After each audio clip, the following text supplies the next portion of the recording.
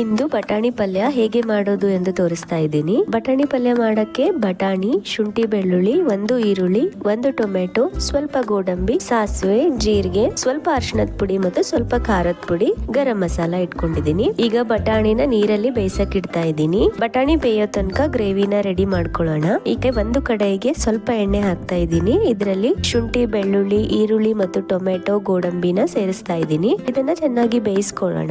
ನಂತರ ಇದರ gravy ready ಮಾಡ್ಕೊಳ್ಳೋಣ. ಈಗ ಅದೇ ಪಾತ್ರೆಗೆ ಮತ್ತೆ ಸ್ವಲ್ಪ ಎಣ್ಣೆ, ಹಾಗೆ ಸಾಸಿವೆ, ಜೀರಿಗೆ, ಅರಿಶಿನ ಪುಡಿ ಮತ್ತು ಖಾರದ ಪುಡಿ ಹಾಕ್ತಾ ಇದ್ದೀನಿ.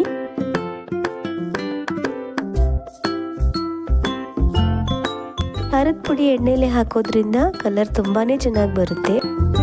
ಇವಾಗ ಗ್ರೇವಿ ಸೇರಿಸ್ತಾ ಇದ್ದೀನಿ. ಗ್ರೇವಿನ 2 ನಿಮಿಷ ಫ್ರೈ ಮಾಡ್ಕೊತಾ ಇದ್ದೀನಿ. ಆಮೇಲೆ ಇದರಲ್ಲಿ ಉಪ್ಪು ಮತ್ತು ಗರಂ ಮಸಾಲ ಸೇರಿಸಿದ್ದೀನಿ.